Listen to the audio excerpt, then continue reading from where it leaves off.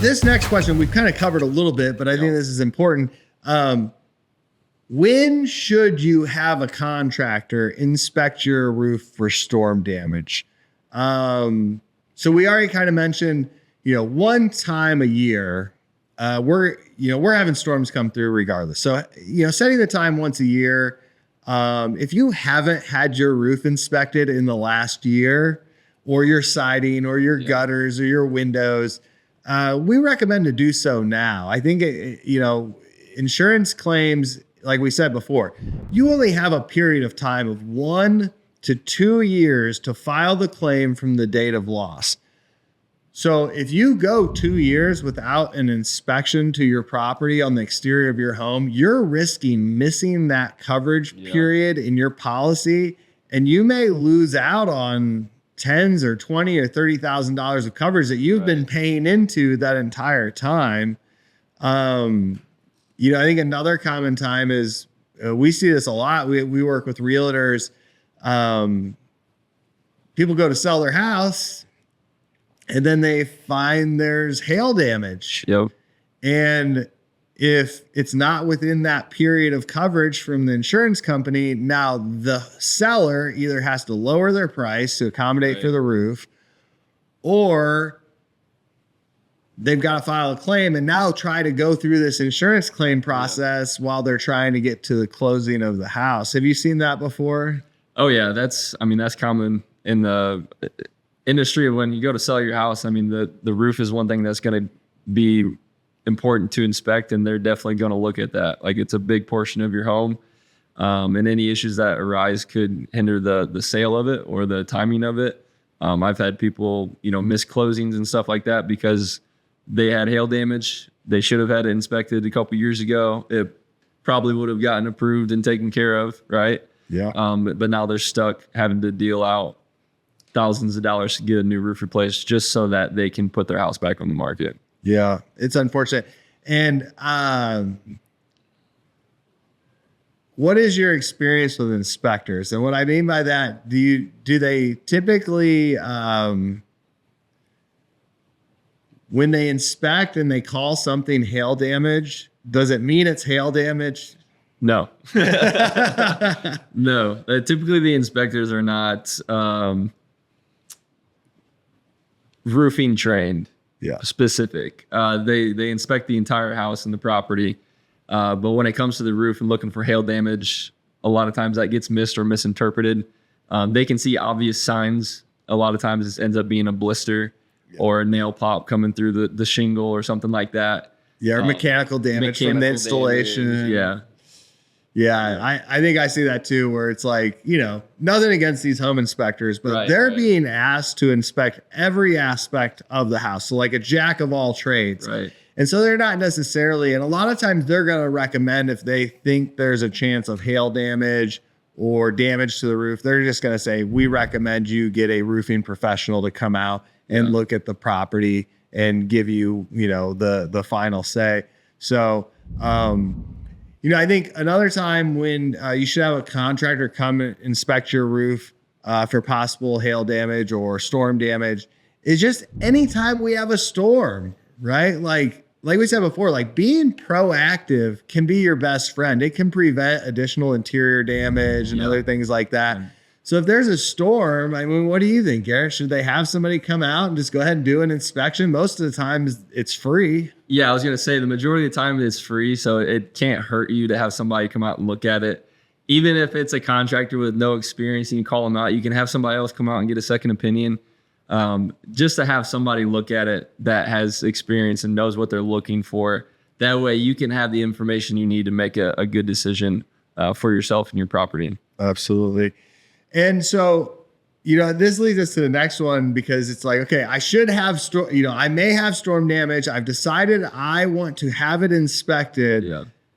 How do you choose a contractor to inspect your roof for storm damage? We talked about this a little bit, but I think it's better that we go a little more in depth. Yeah. So I think one of the first things we should start off with is actually not who you should choose, is who should you not choose? Because sometimes homeowners don't understand our industry as well. And then it leads them to choose a contractor out of convenience, and then they end up unhappy. Yep. Have you seen that happen before? Yes, absolutely.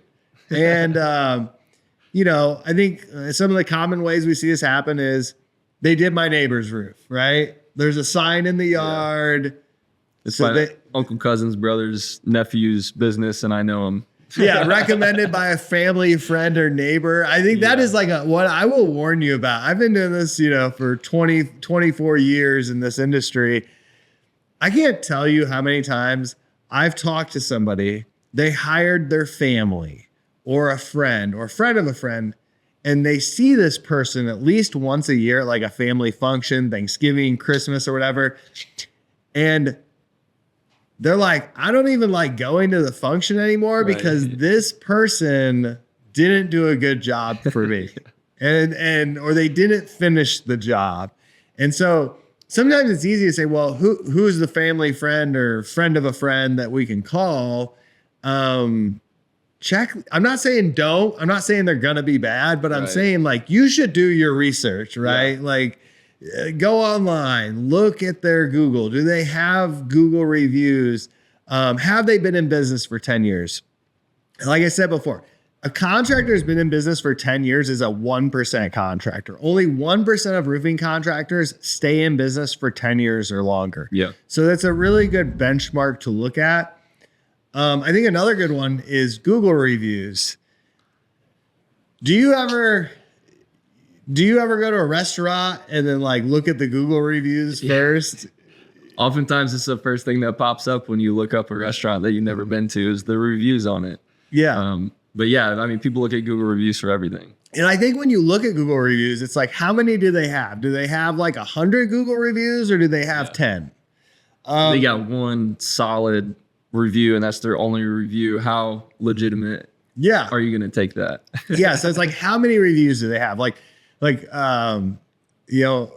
and my significant other, Kate, we don't like to go to a restaurant unless it's 4.5 stars.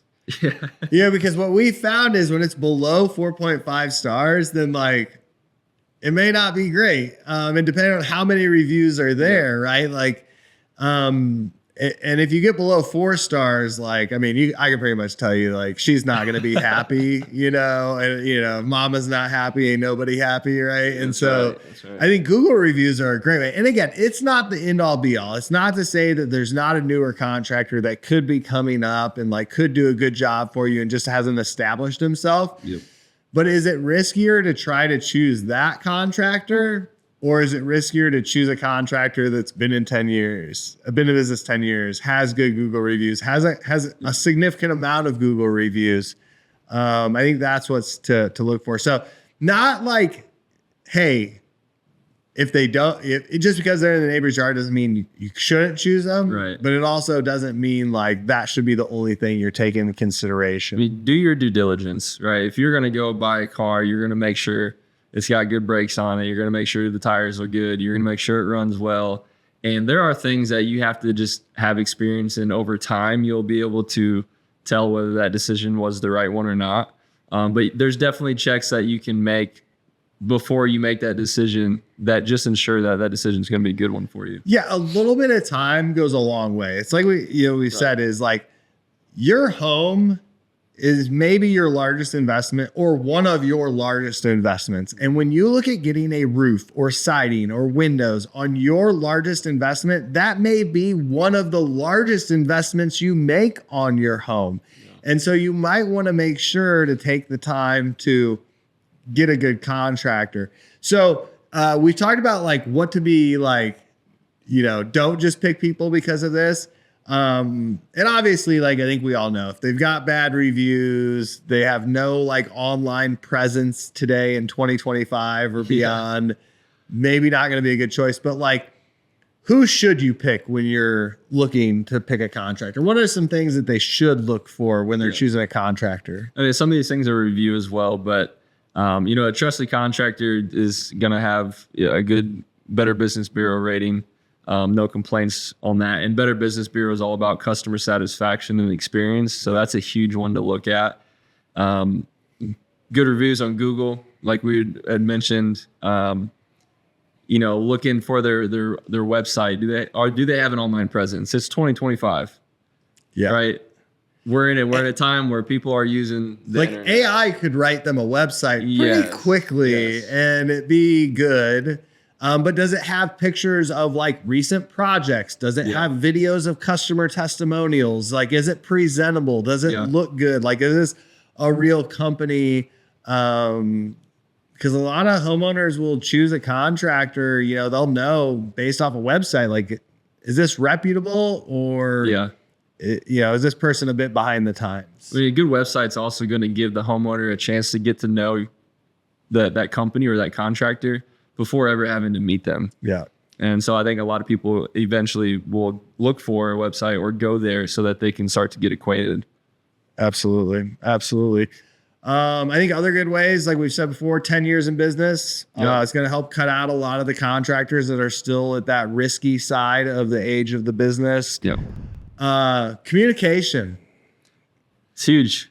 Huge. Along with that transparency as well. Yeah. How many times have you had a customer where they've had other contractors out and then the contractor tells them, I'll have you an estimate tomorrow. I'll have you an estimate in a week. And they never get the estimate.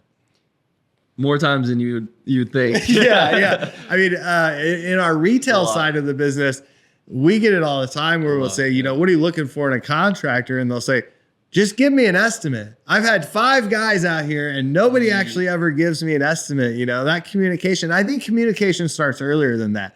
Like, do they answer their phone when you call? Do they call you back? Do they communicate with you prior to that appointment to confirm that appointment with you? Are they having good communication? I think there's multiple stages to that. Again, it's 2025. There's a lot of automated parts of this that can help make sure that communication is open. Are they welcoming, right? Are they excited to hear from you when you call, as they should be? Or do they act like they're in the middle of something? Are they in the middle of something? Are they annoyed that you called? Right. Yeah. Like, what's that experience going to be like after you get that? Right. What else do you think is important for them to look for? A good contractor is, like I said, they're going to be really transparent throughout the process, and being able to communicate with you, not withholding any information, being open to answer questions. They're also going to, if you call a contractor out to do an inspection for storm damages, they should walk away with and you should walk away with photos and documentation of that. So I think it's important to look for a contractor that's going to actually put together a report to give to you, whether you have damage or not, because it's good to know. Like, if you have an inspection done this year, no damage done, great. You have another inspection done the following year, and you notice some differences and there's some new damages. Well, it's easy to go back and compare it with the other inspection and say, hey, these are new damages. This must have occurred this past year. Yeah. But it's important for a contractor to do that for you, because that's why you're having them out there in the first place. Absolutely. And I think it's also another good, having an inspection report from the contractor of what they found or didn't find, but also like an estimate, big part of it. Yeah. So many times contractors come out and insurance claims, they do a contingency contract, which we're going to talk about in a minute. And so then they don't write up any actual estimate. And so I think like an estimate is important. Like, if they're going to come out, they don't have to necessarily deliver it right there on the spot, but like, hey, I'm going to put together this inspection report with all these photos. I'm going to put together an estimate for you. And then we're going to get back together and we're going to go over that together so you understand. I think a lot of times homeowners want, like, just email it to me. Well, sometimes this stuff is so complex. Like, this is way better to sit down. Like, again, one of the largest investments on your largest investment, having a contractor that's willing to sit down and go through the details with you, because if you don't know what's actually happening, if they're not thoroughly explaining that to you, preferably in person, how do you really know what you're getting? Right. It's a big question. You could give somebody an estimate and it says roof replacement. Yeah. Total amount. Yeah. And then you're like, okay. But, some people for lack of better terms, they want to customize, right? They want to know exactly what they're getting on their house. They want to know different options. Yeah. And it's important to have that estimate and to be able to have a contractor that's willing to walk you through the estimate, line item by line item. What are you actually getting done here and what are you paying for? Absolutely. And that's why I think we get a lot of calls at UHQ Construction, because we do have good Google reviews between our two offices, Carmel and Greenwood. We cover up to a 60-mile radius outside of 465. So we cover a pretty large territory. We've been in business for over 10 years. And we come out, we do good inspection reports, we provide written estimates, we do our best to have great communication. We think that we're not just selling products, we're building relationships with people. We have so many people that are repeat customers with us over the years. And so, if you're trying to find a good contractor, I'd suggest giving us a call and having us take a look at it for you, because the last thing that you want here is to get Chuck in a truck.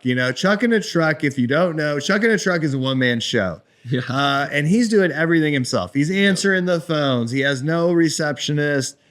He's getting on all the roofs. He's inspecting it all. He's putting together, typically estimates on napkins or a paragraph and a price. And there's no line item details, we really recommend avoiding that type of experience, because you want to have a good quality job. You want to have something that you have the peace of mind that it's done right.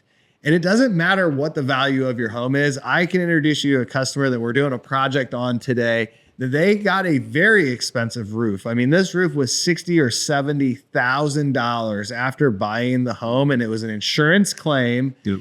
And they didn't really get some of these great things to look for taken care of. It was they were recommended to them. And now we're still out there fixing a 2-year-old roof. Yeah. Because it wasn't done properly. And, so you really don't want to have to deal with that. You really want to have that peace of mind that I chose a good contractor. They stand behind it with a lifetime workmanship warranty. And then you have, confidence in your home, right? Yep.